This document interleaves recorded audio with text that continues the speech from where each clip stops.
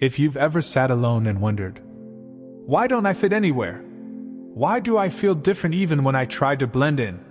Why does my soul feel older than my body? Chosen one, this message is for you. This is not motivation. This is not coincidence. And this is definitely not random. There is a reason this video appeared in your life right now. Because God is about to reveal something that has been hidden for a long time. The real reason you were different all along. Not broken. Not strange. Not misunderstood by accident. But set apart on purpose. And before this video ends, you'll understand your past pain, your isolation, your delays, and your unusual strength in a way you never have before.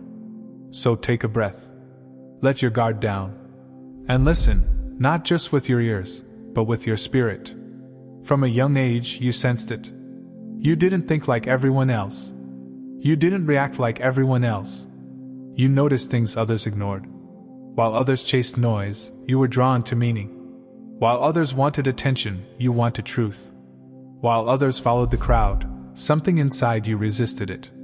And maybe people told you, "You're too serious. You think too much. Why can't you just be normal?" But what they called too much, God was calling preparation. You weren't designed to blend in, you were designed to see through. That early awareness wasn't random. It was the first sign of a calling awakening before its time. Let's talk about the loneliness. Because this is where most chosen ones get confused. You didn't just experience loneliness. You experienced separation. Friends drifted. Groups never fully accepted you. Even family sometimes couldn't understand you. And you wondered, what's wrong with me? Nothing. God isolates what he intends to elevate. Before David wore a crown, he was alone with sheep. Before Moses led millions, he stood alone in the desert. Before Jesus changed the world, he spent 40 days alone in the wilderness. Isolation wasn't punishment. It was training without distraction. Because the world would have deluded you. Before you ever discovered who you really were. Chosen ones don't suffer lightly. Your pain cut deeper. Your betrayals hurt longer. Your losses changed you permanently. Why? Because shallow vessels cannot carry divine weight. Every wound refined your discernment. Every heartbreak sharpened your compassion. Every disappointment stripped illusions away. You weren't being destroyed. You were being emptied of what couldn't go with you. God was creating space inside you. For wisdom, authority, and spiritual endurance. You noticed inconsistencies. You felt energy shifts. You could sense intentions behind words. And people didn't like that. Because truth disrupts masks. You weren't judgmental, you were perceptive. You weren't distant, you were selective. And yes, it cost you relationships. But hear this clearly. God will never allow surface-level connections to delay a soul-level assignment. What walked away was never meant to walk with you into destiny. There were moments, maybe seasons, when you honestly tried to walk away. Not away from people, but away from that inner pull you couldn't explain. You told yourself, "I'm done trying to be deep. I just want a normal life. I'm tired of feeling so much." So you tried to distract yourself. You stayed busy. You surrounded yourself with noise. You filled your time with work, entertainment, relationships, scrolling, striving, anything to quiet that voice inside. But no matter how full your schedule became, your spirit stayed restless. Because when God places his hand on your life, distraction can delay, but it can never erase. You may have tried to numb the calling. Some of you ran toward comfort. Some ran toward pleasure. Some ran toward achievement. Some ran toward independence, telling yourself, "I don't need God to define me." But still, late at night, when everything went quiet, that presence returned. Not loud, not forceful, just steady, waiting. That feeling wasn't guilt. It wasn't fear. It was recognition. Your soul remembered something. Your mind was trying to forget. You see, chosen ones don't rebel the same way others do. When others walk away from God, they feel free. When you tried to walk away, you felt empty. Because you weren't designed to live disconnected. You were designed with a direct line. And every time you tried to live without purpose, something inside you weakened. You lost motivation. Joy faded. Peace slipped away. Not because God was punishing you, but because your spirit was starving. There were moments you questioned yourself. Why can't I enjoy what everyone else enjoys? Why does success feel hollow? Why do relationships fall apart when I compromise who I am? Because surface-level living can never satisfy a soul that was created for depth. You weren't difficult. You weren't broken. You were misaligned. And misalignment always causes discomfort. Some of you even tried to redefine God. You told yourself, maybe spirituality isn't for me. Maybe I don't believe the same way anymore. Maybe I'll come back to this later. But God didn't argue with you. He waited. Because He knows the difference between rebellion and exhaustion. And what you were experiencing wasn't rebellion. It was weariness from carrying a calling without clarity. Every time you drifted, something redirected you. A conversation. A loss. A sudden awakening. A video like this. Not coincidence. Divine recalibration. God wasn't chasing you. He was positioning you. Because the further you tried to run, the clearer the pull became. Jonah ran and found a storm. Moses doubted and found a burning bush. Peter denied and found restoration. Chosen ones don't escape God. They collide with Him. Over and over again. Because purpose isn't something you choose. It's something that eventually claims you. And here's the truth most people don't tell you. God didn't stop you from running. Because He enjoys control. He stopped you. Because what you were running toward could never hold you. Your sensitivity. Your awareness. Your compassion. Your discernment. Those are not traits that survive in shallow spaces. So God kept calling you back, not to religion, but to alignment. Right now, if you're listening to this, it's because the running season is over. You're tired of resisting, tired of explaining, tired of pretending, and God is saying, you don't have to run anymore. I never left. I was only waiting for you to stop. This chapter of your life isn't about escape. It's about acceptance. Acceptance of who you are. Acceptance of why you feel different. Acceptance of the calling that never left you alone. Because chosen one, you didn't fail at escaping God. You succeeded at discovering that you were never meant to. Notice this. Your progress was slow. Your recognition was delayed. Your breakthrough seemed postponed. Not denied, delayed. God hides what He values until the environment is safe enough to receive it. If you had risen earlier, you would have been misunderstood, attacked, or misused. So God kept you underground, strengthening your roots. Because when you rise, you're not rising temporarily. You're rising permanently. From the beginning, people tried to name you. Not because they understood you, but because humans are uncomfortable with what they can't categorize. So they labeled you. Too quiet. Too intense. Too emotional. Too spiritual. Too distant. Too different. And when you didn't fit one box, they tried to force you into another. But no matter how hard they tried, none of those names ever felt right. Because you were never meant to live under a borrowed identity. You noticed this early. You could change environments, groups, cities, even versions of yourself, and still feel undefined. Not lost. Just unclaimed by the world. You weren't confused about who you were.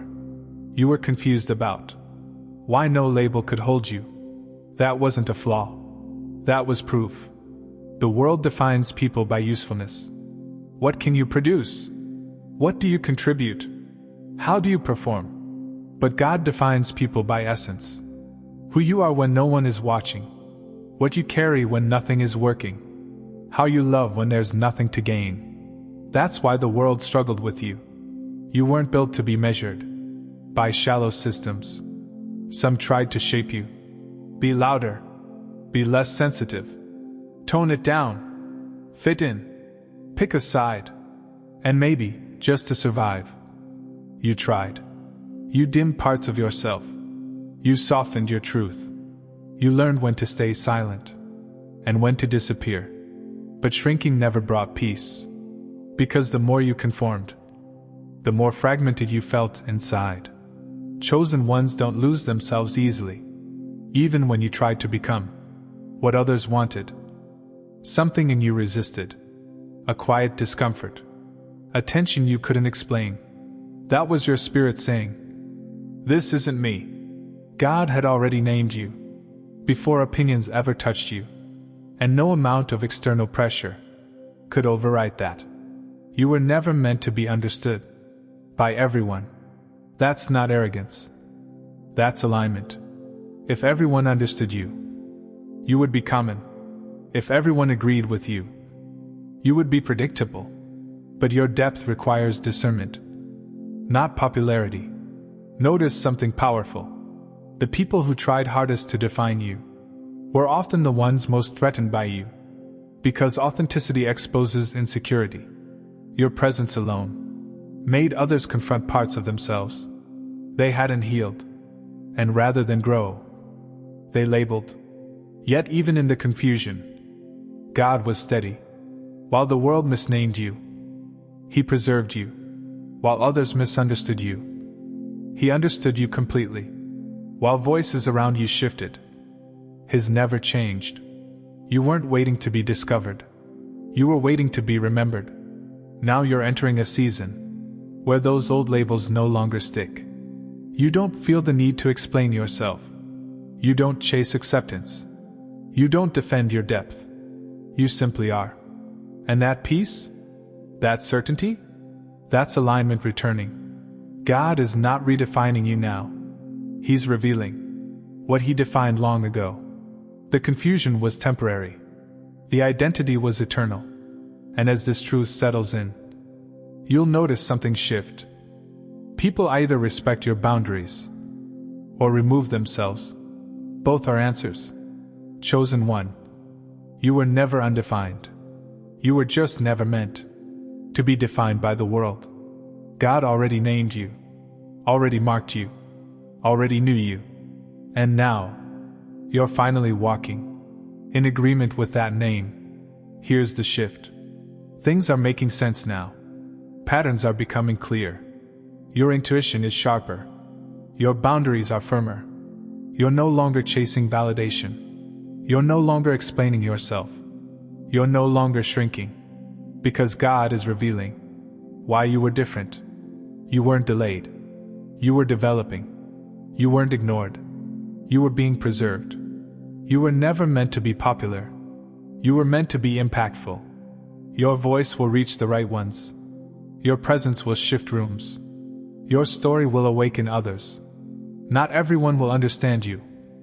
And that's confirmation, not rejection. Chosen ones are recognized by resonance, not numbers. Chosen one. Listen carefully. This is not just another ending. This is a turning point. For a long time, you lived in preparation mode. Quiet.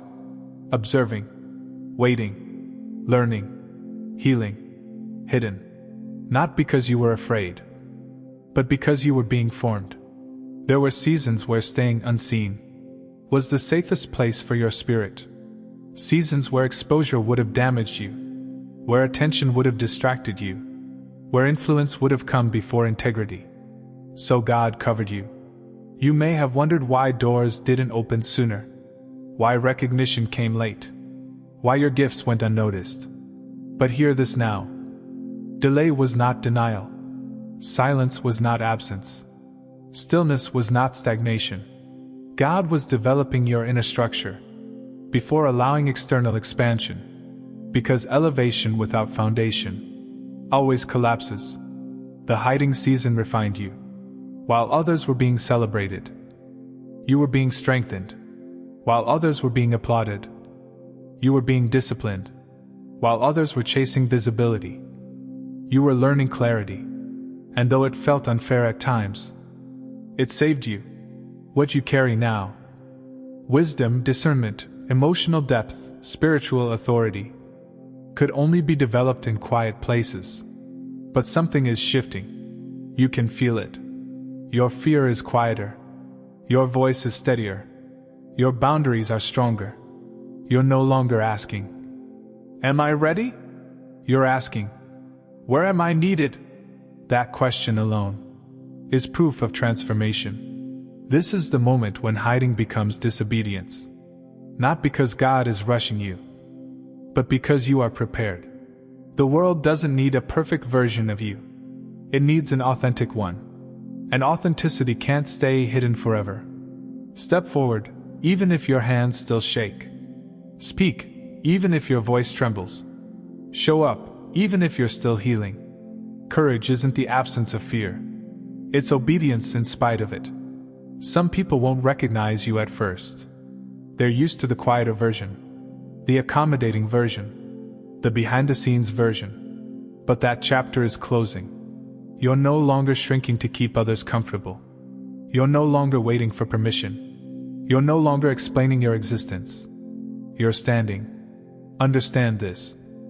When God brings you into visibility, He also brings protection. Not everyone will have access to you anymore. Not every voice gets a vote. Not every opinion matters. Your discernment will guide you. Your peace will guard you. And yes, some will resist your growth. Not because you changed, but because they benefited from your silence. Let them go. The assignment ahead of you requires full presence. Chosen one. This is the season where preparation meets purpose, where faith meets action, where calling meets courage. You don't need to know every step. You only need to take the next one. God doesn't reveal the entire path. He reveals just enough to require trust. So step forward. Not loudly, not arrogantly, but confidently. Carry what you've learned. Honor what you've survived. Walk with humility and strength. The hiding is over. And what God is about to do through you will make every silent season make sense. If this message resonated, don't rush past it. Pause. Breathe. Receive. Type, "I step forward," in the comments, as an act of agreement. And remember, this is not the end. It's the beginning of the life you were quietly preparing for all along. Chosen one, before you go, I want to speak to the givers, the ones whose hearts feel called to pour back into the vessel that pours into them. If this message awakened you, if it strengthened you, if it spoke to your spirit in a way only heaven could orchestrate, then I invite you, only if your heart feels led, to sow a $1 seed into this channel. Not because God needs it, but because giving is a spiritual law. A small seed carries big obedience. And God multiplies what is given with pure intention. Your $1 keeps this ministry alive, keeps the messages flowing, and helps this word reach the next chosen one who needs it. If you feel that nudge in your spirit, if you feel that gentle pull, you can plant your $1 seed using the link in the description. And if you can't or don't feel led, you are still loved, still seen, and still covered. Blessings to every giver, and blessings to every listener. Your seed moves heaven in ways you may never see. But God sees it all.